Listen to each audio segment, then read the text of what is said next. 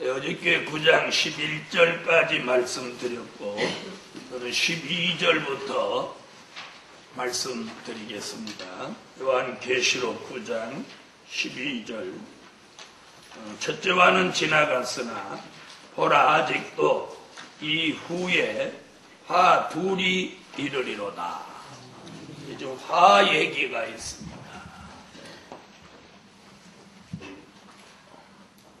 계시록 9장 1절로 11절까지 어저께 공부한 황충이에 대한 얘기들이 있었습니다. 그걸 지금 그 말씀을 다 끝내고 그 화를 뭐라고 그래요? 첫째 화는 지나갔으나 이렇게 말합니다. 첫째 화는 지나갔으나 보라 아직도 화 둘이 이르리로다. 첫째 화는 지나갔으나 보라 화 둘이 이르리로다. 그럼 앞으로도 화가 몇 개 더 있다는 거죠. 몇 개? 두 개, 둘이 다 있다는 거죠. 그래서 그 다음 화는 둘째 화, 그 다음 화는 셋째 화. 자, 이렇게 되어 있습니다. 자, 그럼 셋째 화는 두고 그 다음 화는 둘째 화인데, 둘째 화. 그 둘째 화를 지금 얼마부터 말씀하느냐면 13절부터 21절까지가 이제 둘째 화가 됩니다. 계시록 9장 13절로 21절.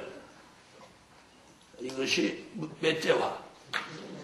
둘째 화입니다. 자, 그럼 다 같이 한번 읽어보겠습니다. 자, 이것이 둘째 화인데, 이 둘째 화는 나팔로는 몇째 나팔? 네, 여섯째 나팔입니다. 여섯째 나팔. 여섯째 나팔. 여섯 번째 나팔 불고 일어나는 화를 둘째 화라고 하고, 이 여섯째 나팔 불고 일어나는 게 뭐냐면 유프라데 전쟁입니다. 유프라데 전쟁. 다시 말하면 뭘로 오는 화예요? 전쟁으로 오는 화입니다. 전쟁으로 오는 화. 유프라데 전쟁으로 오는 화. 자, 그럼 14절을 한번 보겠습니다. 나팔 가진 여섯째 천사에게 말하기를 큰 강 유프라데에 결박한 네 천사를 놓아주라 하며, 네 천사가 놓였으니 이렇게 말합니다. 여기 보면 네 천사를 놓아주라고 한다. 네 천사.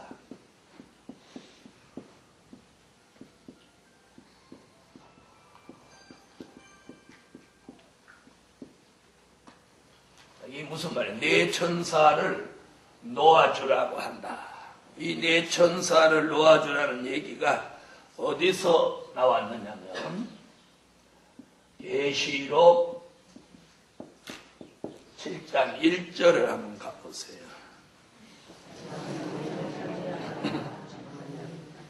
자, 거기 네 천사 나오죠? 계시록 7장 1절의 네 천사와 지금 몇 절의 네 천사? 계시록 9장 14절의 네 천사가 같은 뜻입니다. 이 네 천사는 7장을 공부할 때 뭐라고 공부했죠? 이건 하나님이 부리는 천사가 아니고 누구라고? 4대 강국이라고 설명을 올렸어요. 4대 강국. 이래서 둘째 화, 여섯째 나팔이 불면 유프라데 전쟁으로 세계가 이제 전쟁으로 떨어지는데 이때를 대환란기라고 합니다. 무슨 기? 대환란기.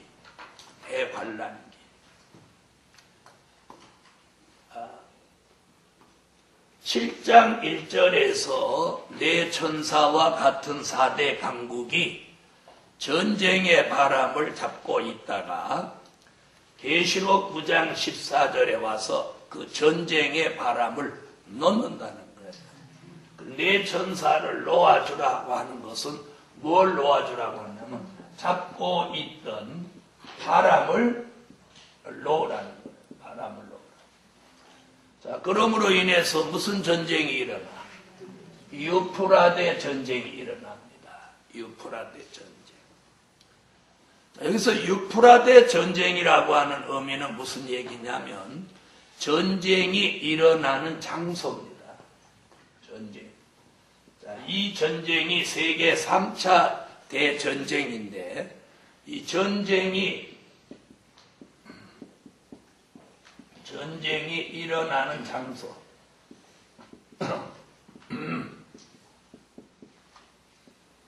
전쟁이 일어나는 장소. 자, 그 장소를 어떻게 지적했어요? 유프라데 강. 유프라데.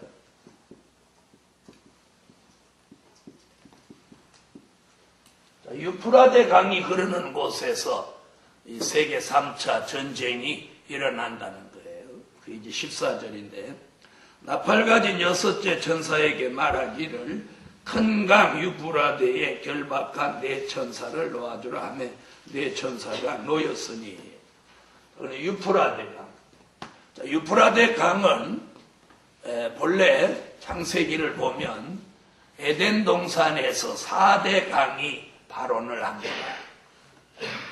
그 4대 강을 보면 뭐 하웰라, 히데겔, 비손, 그 중에 하나가 유프라데 강입니다. 유프라데.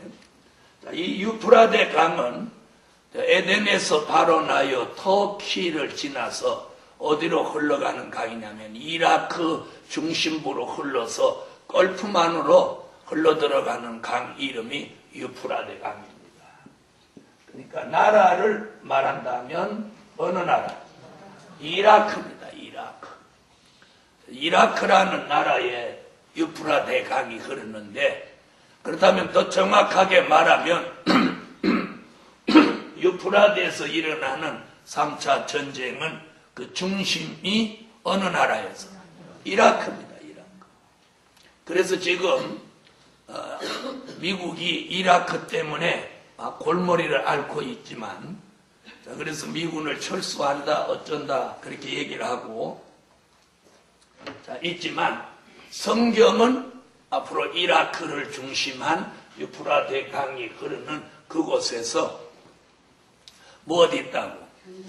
세계 3차 대전쟁이 있다는 걸 예고하고 있습니다. 자, 그럼 이 예언은 이대로 될까요? 안 될까요? 이대로 될까요? 안 될까요? 자, 이대로 되겠죠. 이대로 된다는 게 확실한 거예요. 자, 그러면 유프라데 얘기를 사도 요한만 했느냐? 이사야 11장 15절에 보면 이 대선지자 이사야도 유프라데에서 뜨거운 바람이 인다.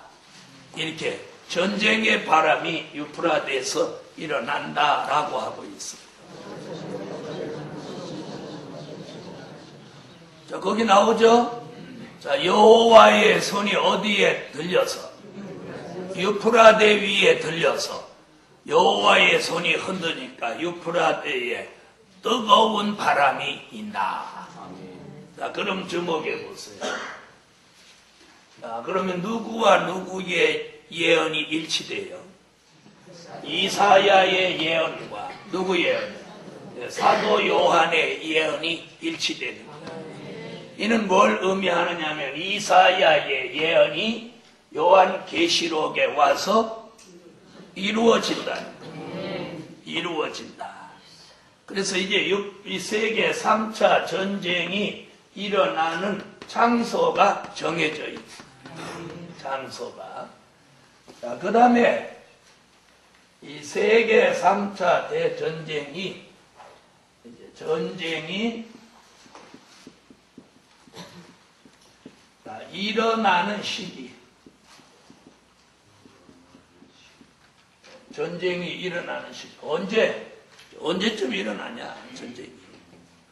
자, 그건 지금 계시록에서는, 계시록 9장 15절에서는 뭐라고 하나 다시 보세요. 15절, 계시록 9장 15절. 14절에서는 전쟁이 일어나는 장소, 15절에서는 전쟁이 일어나는 시기를 말하고 있죠. 자, 그럼 15절 읽어보세요.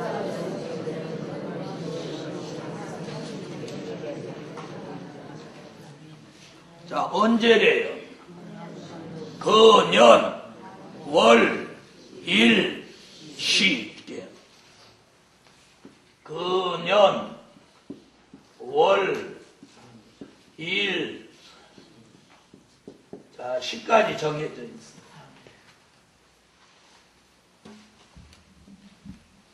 자, 이것을 우리는 뭐라고 그러냐면 예정해 놓은 기간이에요. 그러니까 우리는 지금 이제 뭐 본인이 원하든 원하지 않든 몇 년, 몇 월, 며칠, 몇 시까지 정해져 있는 정해진 이 정해진 시간을 향해서 우리는 뭐 돼요? 가고 있죠. 본인이 원하든 안 원하든 가고 있는 거예요. 그런데 누구도 이거에 관심을 가지고 사는 사람이 없다는 거예요. 그 이유는 왜냐? 모든 주의 종들이 선지서나 계시록을 말씀을 하지 않고 사복음서나 바울서신이나 과거에 있었던 역사적인 사실들만을 자꾸 조명하고 있기 때문에 미래에 될 일은 그냥 묻혀져 있는 거예요. 그런데 하나님께서 무슨 일을 하실 때 그냥 은밀하게 어느 날 갑자기 무슨 일을 진행하시는 게 아니고 아모스 3장 7절에 보면은 주 여호와께서는 자기의 비밀을 그 종 선지자들에게 보이지 아니하시고는 결코 행하심이 없다. 아멘. 그러니까 하나님이 어떤 중대한 일을 하시기 위해서 예언해 놓고 그 중대한 일을 실행에 옮길 때는 하나님이 선택한 종이나 선지자를 통해서 그걸 알게 하고 그 일을 하신다. 무슨 얘기인지 이해되셨어요? 그러므로 앞으로 선지서나 요한계시록에 미래를 예언해 놓은 모든 말씀들이 그냥 유야무야하게 이렇게 파묻혀서 사람들 관심도 없고 관심 밖으로 그냥 있다가 끝나는 게 아니고 이제 하나님이 때가 되면 뜻 있는 사람들의 눈을 열고 머리를 열고 마음을 열고 귀를 열고 아멘 하세요. 말씀을 열고 이래서 이걸 깨닫게 하는 거예요. 알려주셔가지고 그걸 못하도록 하는 거예요. 전하도록 하는 거죠. 전하도록 하는 거예요. 그때 전하는 사람이 복이 있나요? 전에 듣는 사람이 복이 있나요? 자, 여러분, 자, 이래서 전쟁이 일어나는 시기는 그 년, 월, 일, 시예요. 여기다가 몇 년도까지 써놨으면 딱 좋겠죠. 그죠? 몇 년도, 몇 월, 며칠, 몇 시까지 딱 써놨으면 좋겠죠. 이걸 성경에다 그냥 써놔버리면 아무 의미가 없는 거예요. 무슨 얘기인지 아세요? 자, 이렇게 해놔도 아무 관심 없어요. 야, 거기 그런 얘기도 있네? 아유, 그 년, 월, 일, 시라는 말도 거기 있네? 여러분, 이렇게 해서도 얼마 전에 어떤 목사님이 교계 신문에다가 이 년, 월, 일, 시는 우리가 통용되는 달력에 명시한 날짜가 아니다. 이렇게 억지를 부르는 거예요. 그럼 잘 들어보세요. 아니라고 했으면, 그죠? 뭐라고 해야 되냐? 그건 아니다 그랬으면 자기 주장을 펴야죠. 이건 뭐다. 근데 뭐다 하면 없는 거예요. 왜? 어떻게 알았어요? 그러면 모르는지 어떻게 알았어요? 아니 그분이 모르는 건 여러분이 어떻게 알았냐?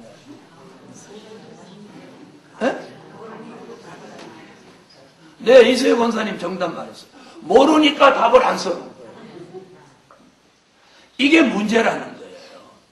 자, 우리가 오늘 어떤 육가 원칙에 의하면 이게 우리가 쓰는 달력에 명시된 몇 년, 몇 월, 며칠, 몇 시가 아니라고 주장했다면 자기가 주장하는 뭔가를 말해줘야 될 거 아니에요. 그러죠? 그래야 그게 답이죠. 이게 아니라고만 주장해놓고 뭐라는 얘기는 없는 거예요. 그러니까 알지도 못하면서 아는 채나 뭐 헷갈리? 알지도 못하면서 이것만 무조건 아니라고 부정적인 전해만 말했다. 자, 그럼 요한계시록을 기록한 사도 요한이가 똑똑한 사람이요, 바보 온달 같은 사람이요?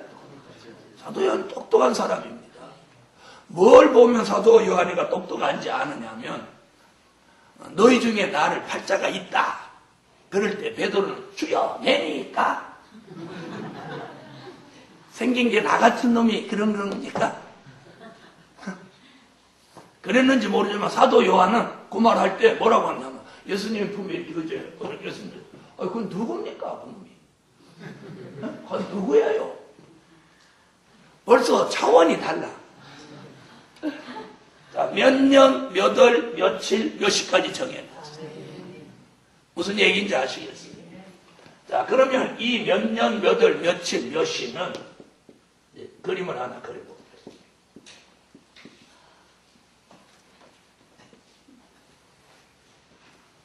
자, 어저께도 그렸었죠? 자, 이 다섯째 나팔불고, 이제 전삼년 반. 다시 예언하는 기간. 자, 이건 5개월 환란. 자, 금방 이 대환란은, 전쟁의 환란은 몇째 나팔? 몇째 나팔? 여섯째 나팔. 여섯째 나팔.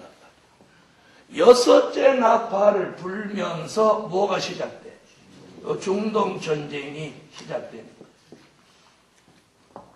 그럼 이 얘기는 뭐냐면 다섯째 나팔이 끝나는 이 시점에 주님이 오신단 말이에요.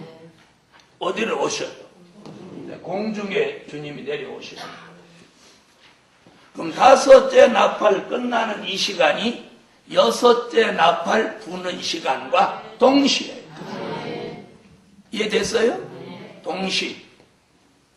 그렇다면 계시록 9장 15절에서 말한 그 년, 월, 일, 시는 곧 여섯째 나팔로 보면 전쟁이 일어나는 시간이지만 다섯째 나팔로 보면 예수님을 영접하는 시간이에요. 그러니까 주의 재림을 맞이하는 시간과 누구와? 전쟁이 일어나는 시간이 동시라는 거예요. 네, 하루를 마치는 시간인 24시는 또 새로운 하루가 시작되는 0시와 동시입니다. 어째 얼굴 표정이 보니까 알아듣는 것 같기도 하고 못 알아듣는 것 같기도 하고 어떻게 좀 땡감을 씹은 같이 얼굴 표정이 뜰뜨름한 게 어째 그래요? 아니, 땡감 씹어보셨어요? 옛날에 이렇게 저 가을에 가면 감나무가 가깝게 이렇게 익으면 색깔을 보고는 완전히 감이 익었지 싶어가지고 하나 따가지고 이렇게 깨물을 때는 그 감에 대한 기대를 가지고 막 씹습니다. 그런데 색깔은 빨간데 확 씹자마자 감의 그 뜰분 맛이 입안으로 샥 들어오면서 표정이 여러분의 표정이 지금 대부분 그렇다는 거예요. 뭐 일어난다니까 지금 조금 겁이 슬라. 전쟁이 일어나. 여러분 이 전쟁은 우리와 상관없어요. 이쪽에는 전쟁이 일어나는데 우리는 올라가는 거예요. 돼지든지 말든지. 할렐루야. 그럼 얼굴 표정 환하게 피하죠. 올라간다는데. 그 말씀이 어디 있느냐면 요한계시록 11장 12절로 13절에 그 답이 나오는 거예요. 계시록 11장 찾으세요. 자, 찾으셨으면 12절 읽으세요. 자, 이제 그 해답을 찾으세요. 자, 보세요. 계시록 9장 15절에 그 년, 월, 일, 시 그랬죠. 11장 12절에는 우리가 이게 들림받는 말씀이에요. 들림받는다. 들림받는다. 아멘. 우리가 공중으로 끌어올려지는 시간이에요. 자, 그걸 13절에 뭐라고요? 그 시에 못 일어난다는 얘기예요. 그 시에 전쟁이 일어난다. 자, 그럼 들어보세요. 11장 12절에 들림 받는 그 순간에, 그 시에, 근년월 일시에 말한 전쟁이 일어나니까. 여기서 말한 그 시와 여기서 말한 근년월시가 뭐라고? 동시라. 동시사건. 그래서 이걸 설명하기 위해서 제가 요거 그림을 그린 거예요. 들림받는 이 시점과 여섯째 나팔 불고 중동 전쟁이 일어난 이 시점이 동시사건이에요. 그러니까 들림받는 이 사람들 딱 들림받는데 한쪽에서는 전쟁이 일어나니까 전쟁의 피해를 받아야 안 받아요. 안 받죠. 안 받고 샥 올라가는 거예요. 할렐루야.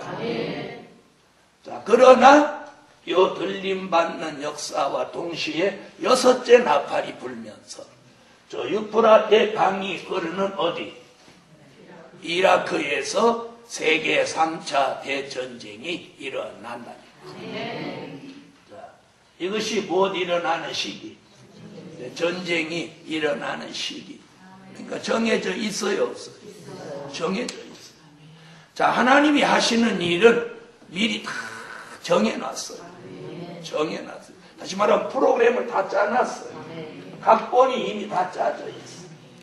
그것을 누구로 하여금 예언하신 거예요. 네, 선지자들로 인해서 예언하게 하고 사도 요한으로 하여금 기록하게 하고 우리 시대에 뜻 있는 사람의 눈과 귀를 열어서 이제 이걸 알게 하신다. 아멘. 아멘. 그래서 이 전쟁이 일어나는 시기를 여러 선지자들이 예언을 했어요. 그 예언을 어떻게 했느냐 하면 다니엘이라는 선지자는 다니엘서 11장 27절에다가 남방왕 같은 자본주의와 북방왕 같은 공산주의가 한자리에 앉아서 밥을 먹고 함께 하는 것 같지만 서로 거짓말을 함으로 정한 때에 그 일이 끝난다. 이렇게 말해요. 그것을 이제 전쟁이 일어나는 시기로 말씀했어요. 11장 27절 읽으세요. 자, 그 일이 어떻게 됐네요? 끝난다. 그러니까 남방왕과 북방왕이 서로 화친을 하려고 하지만 그 일이 형통하지 못해서 왜? 그 이유가 서로 거짓말만 살살 하니까. 그래서 요즘 한번 들어보세요. 이북에 있는 사람들이 육자회담 무슨 회담 지난 수십 년 동안 회담은 수도 없이 해놓고 맨날 못해요. 거짓말만 살살 하죠. 그렇죠? 거짓말만 살살 합니다. 실컷 회담해놓고 거기다 서명해놓고 지네 나라로 쏙 들어가서는 그런 말 한 적 없다. 이렇게 거짓말을 한단 말이에요. 지금 그렇게. 그러면 그걸 이사야는 뭐라고 그랬느냐면 이사야 33장 8절로 9절을 7절로 8절을 보겠습니다. 이사야 33장 7절로 8절을 보면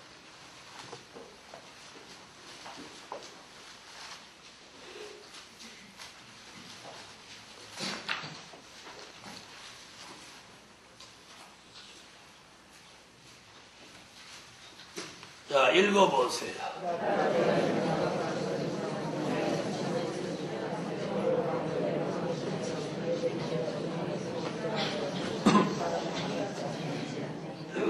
자, 뭐라고 그랬어요? 대적이 조약을 파하고, 그렇죠? 평화의 사신이 슬피 곡하고, 대로가 황폐하고 행인이 끊치고, 또요, 성읍들이 황폐하고 사람을 생각지 않는 전쟁이 일어난다는. 대적이 뭘 파해요? 조약을 파한다. 이것이 정한 때 근년월 일시에 이르러서 평화의 조약이 깨지고 그로 인해서 평화의 사신들이 슬피 곡한다. 이렇게 해요. 그럼 대로가 황폐하고 행인이 끊치고, 행인이 사람이 안 다닌다. 그리고 성읍을 멸시하고 아무리 화려하게 만들어놓은 도시를 멸시하고 사람의 생명을 생각지 않는 그런 전쟁이 일어난다. 다시 이제 계시록 9장으로.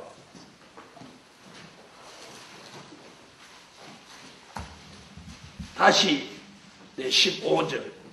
내 전사가 놓였으니 그들은 그 년월 일시에 이르러 사람 3분의 1을 죽이기로 예비한 자들이더라. 자, 이 전쟁에서 사람이 얼마가 죽어요? 얼마? 3분의 1이 사망한다. 3분의 1이 죽어요. 이 중동 전쟁에서 세계 사람 3분의 1이 죽어요. 그럼 제일 많이 죽는 사람들이 어디 쪽 사람이 제일 많이 죽겠어요? 어디 쪽? 중동 사람들.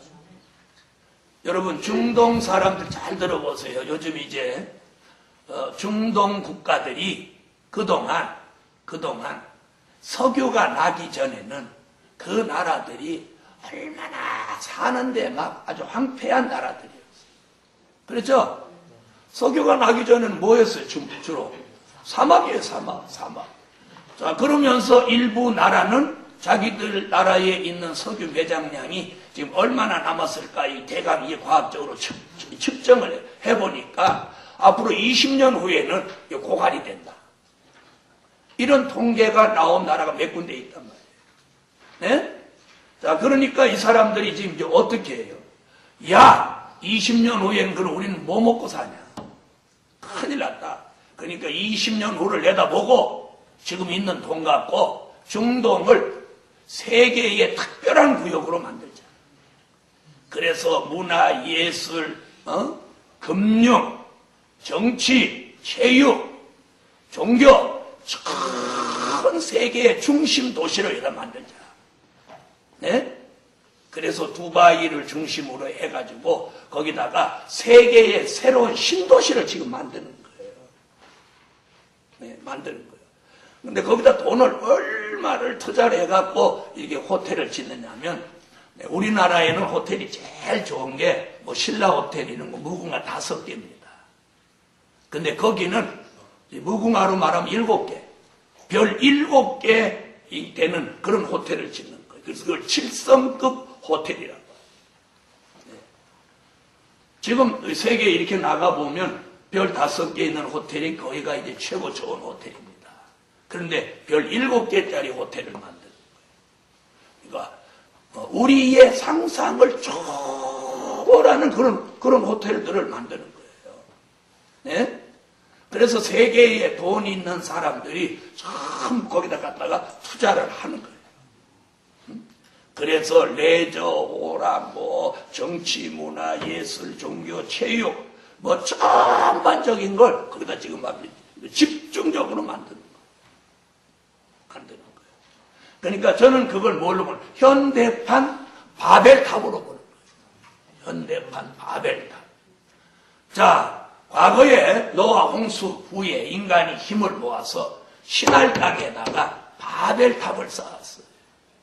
그 신할 땅을 지역적으로 이렇게 볼 때에 이라크, 이란 그 어디로 사람들은 예측하고 있어요. 네. 자, 중동에다 지금 현대판 바벨탑을 쌓는단 말이에요. 그런데 성경은 그 유프라테를 중심한 이 중동 지역에 3차 세계 전쟁이 그 연월 일시에 일어나서 사람 3분의 1이 다 죽는 전쟁이라. 그러면 이 전쟁은 조금 이따 공부하겠습니다만 화생방 전쟁이 일어나는데 핵을 쓰게 됩니다. 이 전쟁. 그러면 그 지금 찬란하게 인간이 최고로 살기 좋은 그런 문화 도시를 지금 예술 도시, 문화 도시, 그런 체육 도시 이런 도시를 쫙 만들어 놓는데 인간이 만들어 놓은 최고의 작품이 나오는 거예요. 그래서 친환경으로 만들어져서 사람이 거기 가서 살기에 최고의 쾌적한 도시를 만드는 거예요. 한마디로 말하면 유토피아를 만들어내는 거예요. 그런데 하나님이 거기다가 불사 질른다. 이 얼마나 이거 아이러니예요. 인간은 거기다 세계에서 가장 살기 좋은 나라를 만들어서 세계의 중심 축을 만들려고 하는데 하나님은 거기다가 불사 질른다. 그 밑에서는 석이 올라오는데 위에다 폭탄 내려놓으니까 얼마나 이거 잘 타겠어요. 이게 성경의 예언이란 말이에요. 그럼 이 성경의 예언을 알면 인간이 그 바보 같은 짓을 할까요? 안 할까요? 안 하죠. 그러니까 내가 나한테 와서 물어보고 하라잖아. 미래를 내다보는 종한테 물어보았으면 거기다 하지 말고 서울에 와서 해라. 서울이 모르면 인천에다 하든지. 저한테 물어봤으면 여기다 하라고. 여기가 가장 안전하다. 그런데 여러분, 옛날에 신할 땅에 바벨탑을 쌓을 때 쌓다가 그것이 다 무너지고 호사가 될 줄 알았으면 사람들이 그걸 쌌을까요? 안 쌌을까요? 안 쌌죠? 안 쌌단 말이에요. 안 쌌어요. 안 쌌어요. 자, 오늘도 이제 서울 이렇게 길거리에 가면 오늘 교통사고로 죽은 사람, 다친 사람 이렇게 나옵니다. 그 죽은 사람, 다친 사람이 오늘 그 자리에 가서 죽을 줄 알았으면 갈까요? 안 갈까요? 갈까요? 안 갈까요? 안 가죠? 오늘 제가 무슨 얘기를 하려고 이러느냐? 이제 좀 미래를 알고 살아야 된다. 여러분도 앞으로 미래를 모르면 여러분이 앉아서 눈 뜨고 저 쳐다보고 껌뻑껌뻑하고 이렇게 웃고 계시지만 소경이요. 미래를 모르니까. 아멘. 그런데 이 성산기도원에 한 번 와, 두 번 와 이러면서 눈이 이렇게 떠있는 거예요. 떠있는 거예요. 그런데 이제 문제는 뭐냐면 눈이 조금 뜨이면 다른 사람을 알기를 우습게 한다는 거예요. 자기도 얼마 전에 소경이었습니다. 무슨 얘기인지 아시겠어요? 그래 다른 사람 모르는 거 무시하고 그러지 말고 자기 몰랐던 때를 생각하고 겸비한 마음으로 아주 자세히 가르쳐주는 그런 종이 되시라는 거예요. 자, 지금 이제 현실을 제가 얘기한 거예요. 성경은 중동의 전쟁이 일어나서 중동 전체가 초토화됩니다. 화생방 전쟁이 일어나는데 가스탄, 세균탄, 핵폭탄이 중동에 터져가지고 중동이 초토화 됩니다. 사람뿐 아니고 다시는 중동에 수십 년 동안 다시는 중동에 풀 한 포기도 나지 않을 정도로 아주 황폐해집니다. 이게 성경의 예언입니다. 그런데 인간은 그 예언을 모르고 예언을 무시하고 하나님의 작정과 경륜과 섭리를 내다보지 못하니까 거기다 지금 뭘 건설해? 유토피아를 건설하는 거예요. 세계에서 가장 아름다운 도시, 쾌적한 도시, 최고의 도시를 지금 만든단 말이에요. 그 바람에 우리나라 건설업체가 이제 거기 진출한 기업들은 이제 막 논하는 거예요. 네. 자, 그렇지만 중동은 앞으로 이렇게 된다는 게 성경의 예언입니다. 자, 그러면서 3분의 1이 지구에 있는 사람 3분의 1이 죽는다. 그러니까 한번 들어보세요.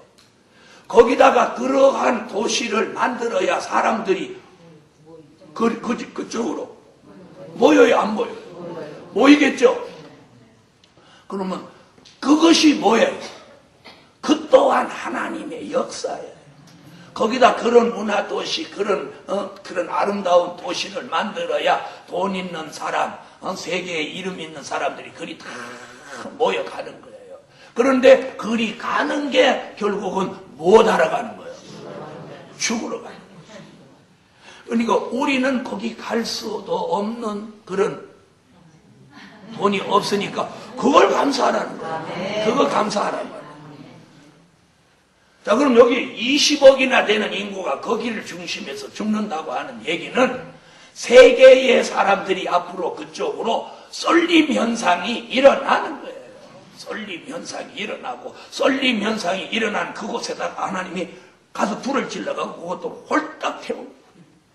20억이나 되는 60억 인구니까 20억이 여기서 죽는 거예요. 자, 이런 전쟁은 근년 월 일시가 되면 어떻게 하냐면 다니엘서 11장 40절로 43절에 남방왕이 북방왕을 팍 찌르는 전쟁이 발되면서부터 이 중동은 이제 불화약고가 되고 말이에요. 그래서 옛날부터 중동은 화약고다 그렇게 말했는데 그것이 이제 사실화되는 날이 임박해 오는 거예요. 다니엘서 11장. 자, 여기 주목해보세요. 이제 설명을 들으셔야 여러분 이해가 쉬워요. 남방왕이라고 하는 건 미국을 중심한 연합국을 말하는 것이고, 북방왕이라고 하는 건 러시아를 중심한 공산국가를 말하는 것입니다. 정한 때가 되면 미국을 중심한 연합국이 러시아를 중심한 북방왕을 찌르면 북방왕이 장마물과 회리바람같이 마주 내려온다. 자, 우리가 생각할 때는 중동과 러시아는 거리가 먼 듯하지만 아닙니다. 이라크 옆에 이란과 러시아는 국경을 함께하고 있습니다. 이란에서 바로 넘어가면 러시아로 바로 갑니다. 그렇게 가깝게 있어요. 자, 이래서 남방왕이 북방왕을 이제 어디서 찌르는 거예요? 이라크에서 이제 찌르게 되는 거예요. 그럼 북방왕, 이 러시아를 중심한 공산주의 국가가 여기 뭐라 그랬어요? 장마물처럼 마주 내려와서 영화로운 땅에 들어갈 것이요. 그 영화로운 땅이라고 하는 건 이스라엘을 말하는 겁니다. 영화로운 땅에 들어갈 것이며, 또 그 다음 뭐라 그랬어요?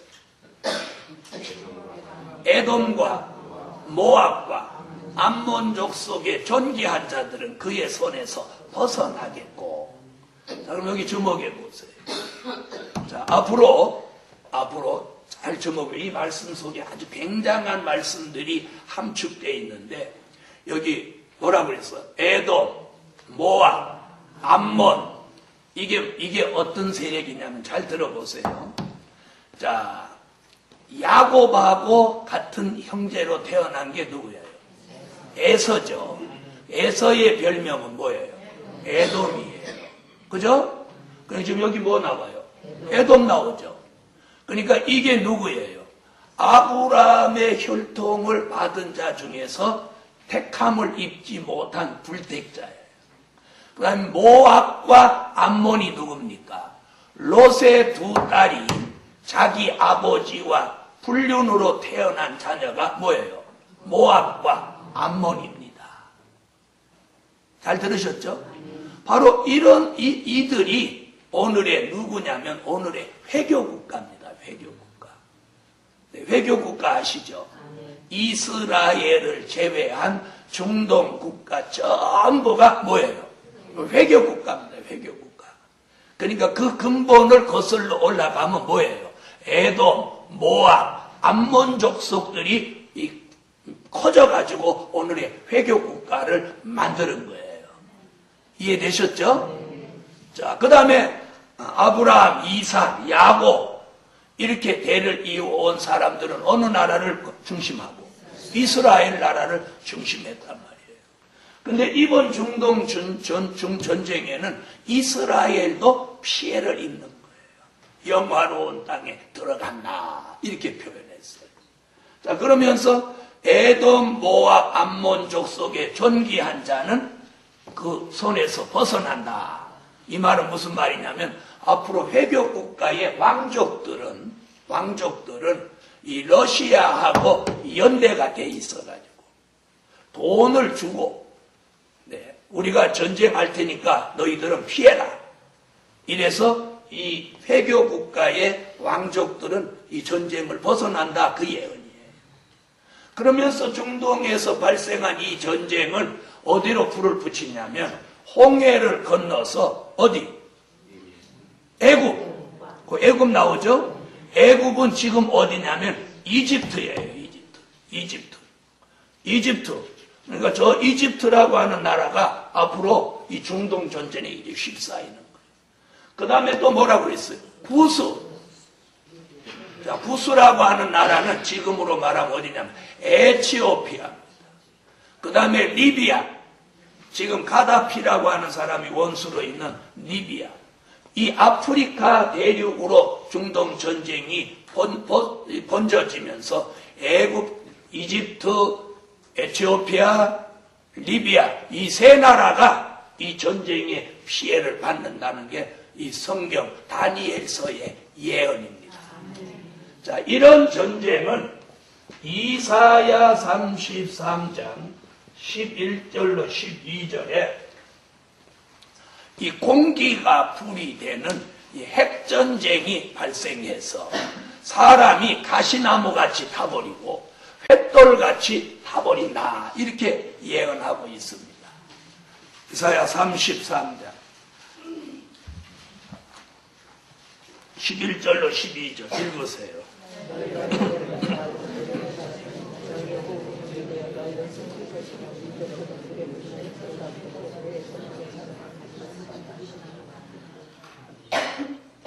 자, 이럴 때에 뜻이 있는 우리는 어디로 올라가야 돼? 이런 전쟁이 있기 전에 공중으로 올라가는 거예요. 네. 할렐루야. 네. 자, 다시 계시록 9장 보세요.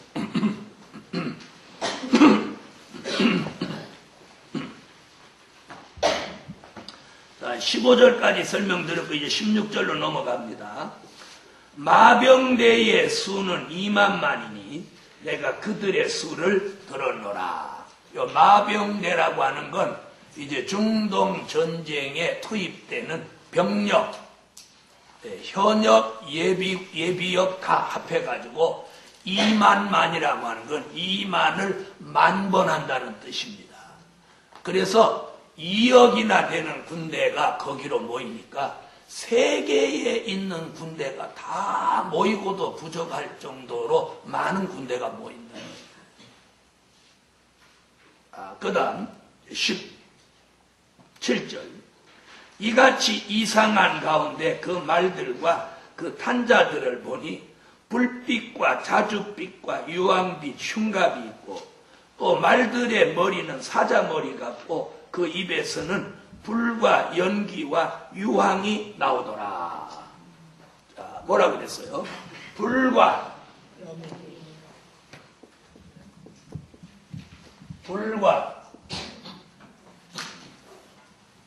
뭐예요? 자, 연기와 유황이 나온다. 그래서 이걸 뭐라고 하느냐면 화생방이라고.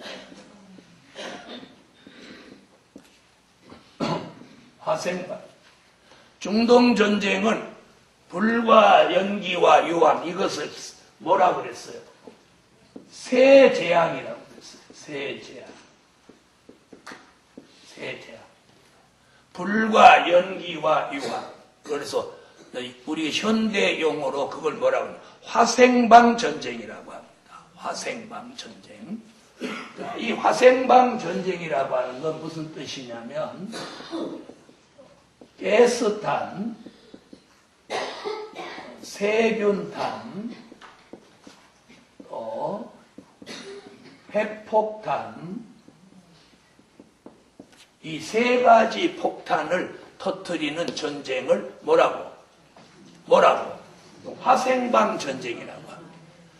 벌써 주후 95년경에 사도 요한은 화생방 전쟁을 벌써 내다봤어요. 자, 그러면 주후 95년경이면 지금으로부터 1900년 전에 이런 세균탄, 가스탄, 핵폭탄 얘기가 가능한 때예요? 불가능한 때예요? 예? 그때는 그런 얘기가 없었던 때죠. 그래요, 안 그래요? 자, 핵폭탄이 최초로 발생한 게 언제예요? 일본 히로시마에 핵폭탄을 투하해서 대한민국이 광복을 맞이하게 된 그 시점이니까 1940 몇 년이에요? 45년? 네, 45년. 자, 그러니 1945년에 최초로 핵폭탄이 터졌단 말이에요. 그런데 누구는? 사도 요한은 주 95년경에 마지막에 무슨 전쟁이 있는 걸? 화생방 전쟁이 있는 걸 예언했단 말이에요. 신령하죠? 어떻게 하나도 여러분 감각이 없이 놀라지 않아요? 뭐 감탄을 한다든지, 참 대단하다든지 그러지. 표정이 감각이 없어요, 어떻게. 나는 사도 요한이 대단하다고. 사도 요한이 대단하냐? 하나님이 대단해. 그래서 화생방이라는 말은 이 현대전에서 2차 세계대전쟁 이후에만이 화생방 얘기가 최초로 나옵니다. 그런데 이미 사도 요한은 주 95년경, 지금으로부터 1900년 전에 화생방 전쟁으로 인류의 종말이 오는 걸 예언했다. 그래서 이 가스탄, 세균탄, 핵폭탄이 앞으로 중동 전쟁에 전부 이제 사용된단 말이에요. 사용된단 말이에요. 놀라운 일 아닙니까? 여러분,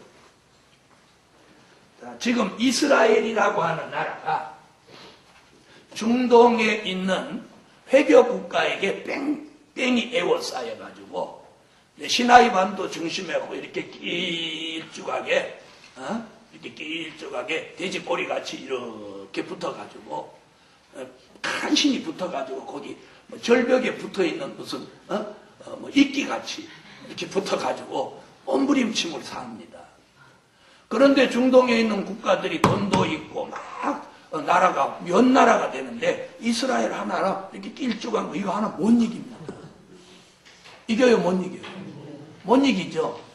그런데 여러분 놀라지 마세요. 이스라엘 나라라고 하는 이 조그만 나라에 핵폭탄이 1000몇백 개가 있어요. 그러니까 누구든지 까불면 한 방에 달려버립니다.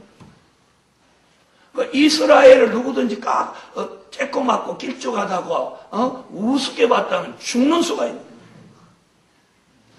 핵폭탄이 1000몇백 개가 있는 거예요. 1000몇백 개가. 그걸 중동에다가 터뜨린다고 하면 생각해보세요. 중동에서 그걸 1000몇백 개를 터뜨린다고 하면 생각해보세요. 지금으로 몇십 년 전에 핵폭탄이 최초로 등장해가지고 지금만큼 성능이 몇십 분의 1밖에 안 되는 그런 것이 일본에 3개가 떨어졌는데 사람이 다 잿가루가 됐잖아요. 그랬어요, 안 그랬어요? 그런데 한번 들어보세요. 이사야가 뭐라고 33장 11절로 12절에 공기가 불이 돼서 사람이 햇돌같이 타버리고 베어서 불에 사르면 가시나무같이 돼버린다. 자, 우리가 이 성경의 예언을 알게 되면 우리가 예수를 잘 믿지 않을 수가 없다는 거예요. 네. 왜요? 왜요? 그럼 그 다음 대답을 못하는 게 여러분 듣기야. 왜요?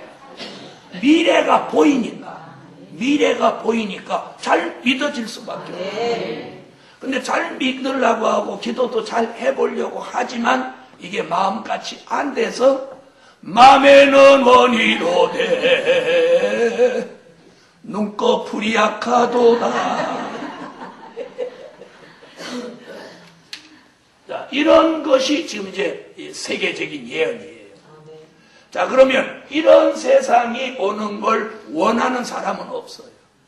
그런데 하나님이 이런 걸 다 예정해 놓고 저같이 부족한 종이지만 이걸 터득하게 해서 오늘 여러분에게 이렇게 전해드립니다. 아멘. 전해드리는 거예요. 자, 그런데 지금 중동은 어떻게 하냐? 원유를 팔아갖고 챙긴 돈 가지고 지금 부지런하게 막 지금 밤낮으로 하는 거예요. 밤낮으로. 왜 그런지 알아요? 걔는 지금 시간이 없어요. 하나님 공기에 맞춰줘야 되기 때문에. 하나님 계획에 지금 맞추려고 지금 막 불이 나게 하는 거예요. 불이 나게 하는 거예요. 그래서 이런 하나님의 예언의 성취와 그들의 움직임이 이게 다 맞아가는 거예요. 이 말을 여러분은 믿으세요? 저는 믿어요. 하나님의 계획은 이게 절대로 틀어지는 법이 없어요. 자, 한 예를 들어드릴게요. 좋은 쪽으로 얘기해요. 요한복음 4장에 보면 수가성의 여인이 예수 만나서 복을 받으려니까 예수님이 목말라서 우물로 물 잡수러 오시는 그 시간에 딱 맞춰갖고 물동이 들고 오는 거예요. 그래서 딱 만나는 거예요. 그죠? 이런 것이 하나님의 예정과 계획이라는 거예요. 무슨 말인지 아시겠어요? 자, 여러분도 매일없이 집에 계시다가 아이고, 요즘 성상 기도원 한번 가볼까나. 한 3년 별러가지고 다 올라오는 거예요. 서울서 그냥 차 타면 여기 샥 한 시간이면 오는데 3년 별로 오는 사람이 있어요. 어떤 사람은 여기 올라오고만 하면 배 아파. 그래서 아이고, 이 달에 배 아파서 못 가겠다. 다음 달에 가야지. 또 그 다음 달에 올라고 하니까 또 허리가 아파. 그 다음 달에 올라고 하니까 머리가 아파. 이래가지고 밀어 몇 년 만에 와. 3년 만에 와. 와서 이제 하루 들어보고 이틀 들어보고 3일 들어보니까 아이고 3년 전에 와셔야 되는 건데 지금이라도 안 늦었어. 자, 다시 보자고. 자, 이번엔 이제 18절. 이 세 재앙 곧 저희 입에서 나오는 불과 연기와 유황을 인하여 사람 3분의 1이 죽임을 당하니라. 설마 3분의 1이 죽을까? 이렇게 하시지 마세요. 3분의 1이 죽는단다. 자, 다시 읽어보세요. 18절. 죽는데요, 안 죽었는데? 우리 성경에서 죽는다 그러면 죽는 거예요. 네. 그 다음 19절. 이 말들의 힘은 그 입과 꼬리에 있으니 그 꼬리는 뱀 같고 또 꼬리에 머리가 있어 이것으로 해하더라. 자, 이건 무기의 모양과 종류를 말씀한 것입니다. 그 다음 이제 20절을 읽으세요. 자, 이 재앙에 죽지 않은 사람들은 그럼 얼마요? 네? 얼마가 죽었으니까? 3분의 1이 죽었으니까 3분의 2는 살아있는 거죠? 살아있는 거죠. 그럼 대체적으로 어디 있는 사람이 떼죽음을 할까요? 네, 중동에 있는 사람은 떼죽음을 합니다. 그러니까 중동, 아프리카 일부, 유럽 일부, 여기는 초토화되는 거예요. 초토화되는 거예요. 네. 자, 이래서 그 외의 지역 사람들이 이제 얼마가 남았어요? 약 40억 인구가 남아있는데, 이 남아있는 사람들이 무엇하나 지금 20절에 뭐라고 했어요? 이 재앙에 죽지 않고 남은 사람들은 그 손으로 행하는 일을 회개치 아니하고 오히려 여러 귀신과 또 보거나 듣거나 다니거나 하지 못하는 금, 은, 동, 목석의 우상에게 절하고 또 그 살인과 복술과 음행과 도적질을 회개치 아니하더라. 그럼 이때 이제 잘 들어보세요. 이때가 뭐냐? 이때가 이제 후삼년 만이 시작됩니다. 후삼년 만. 자, 후삼년 만이라고 하는 건 무슨 얘기냐면 수정통치. 자, 그럼 이 중동 전쟁을 통해서 세계는 어떻게 되느냐? 이 중동 전쟁이 끝나면서 다니엘서를 이렇게 쭉 7장 같은 걸 읽어보면 세계의 강대국이 주권과 힘을 다 상실하고 세계의 주도권을 누가 지느냐면 8째 왕으로 등장하는 저 러시아라는 나라가 세계의 패권을 진다고 성경은 예언하고 있어요. 조금 뭐 기분 나쁜 얘기고 미국 사람들이 들으면 실망할 얘기가 될지 모르지만 앞으로 세계의 패권은 이 계시록 13장 수정통치로 넘어가면 러시아라는 나라가 8째 왕 작은 뿔로 등장하면서 세계의 패권을 집니다. 패권을 지는 거예요. 자, 그러면서 이 짐승 같은 공산주의가 세계를 지배하는 시대가 예수 재림 후 3년 반 동안 이 땅을 지배하는 시대가 온다는 게 성경의 예언입니다. 이 예언이에요. 자, 이때에 사람들은 이 수정통치에 들어가면 뭐가 안 돼? 회개가 안 되는 거예요. 회개가 안 돼. 여러분, 이 회개가 안 된다는 게 무엇 받은 증거냐면 버림받은 증거입니다. 버림받은 증거예요. 그래서 우리가 하나님의 은혜가 우리에게 오면 제일 먼저 나오는 게 뭐예요? 회개입니다. 그래서 은혜가 있는 사람은 늘 회개를 합니다. 그래서 누구든지 이렇게 회개하는 모습이 있거든요. 저 사람은 은혜자구나. 이렇게 믿으면 돼요. 은혜가 떨어지면 안 되는 게 뭐냐? 회개가 안 되고 은혜가 떨어지면 원망, 불평, 남의 탓이 자꾸 나옵니다. 그런데 은혜가 오면 회개가 나오면서 자기 부족을 생각합니다. 남을 자꾸 탓하는 게 이게 은혜 떨어진 증거예요. 자, 여러분, 이래서 회개가 안 되는 시대, 이런 시대가 온다는 거예요. 그러면서 이때에 무슨 일이 생겨요? 우상 얘기 지금 나왔죠. 금, 은, 동, 목, 석으로 만든 우상. 그런데 보거나 듣거나 다니거나 하지 못하는 우상에게 전부 절하는, 우상이 득세하는 시대가 이 시대예요. 그러면 우상이 보거나 듣거나 다니거나는 못하는데 요한계시록 13장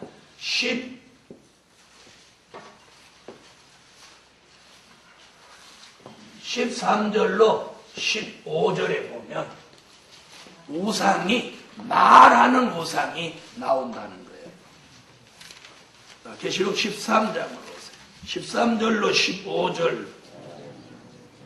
자, 우상에게 생기를 주어 우상으로 말하게 하고. 그래서 자, 여기 주목해 보세요. 조금 전에 읽은 계시록 9장 20절로 21절은 무엇에 대한 얘기예요? 중동 전쟁이 끝나고 무슨 시대 올 것? 수정 통치 시대가 올 것을 예언한 말씀이에요. 그래서 계시록 9장 20절로 21절이 중동 전쟁 후에 수정 통치 시대가 온다는 걸 증명하는 말씀이에요. 그래서 이 말씀과 계시록 13장 13절로 15절의 말씀이 뜻을 같이 하는 거예요. 아멘. 자, 우리는 앞으로 이런 시대를 지금 내다봅니다. 그래서 이 시대는 회개가 안 된다고 하는 것은 뭘 얘기하느냐면 버림받을 사람, 심판받을 사람을 이제 회개하지 못하고 우상을 섬기고 자기 멋대로 살도록 버려두는 세상이에요.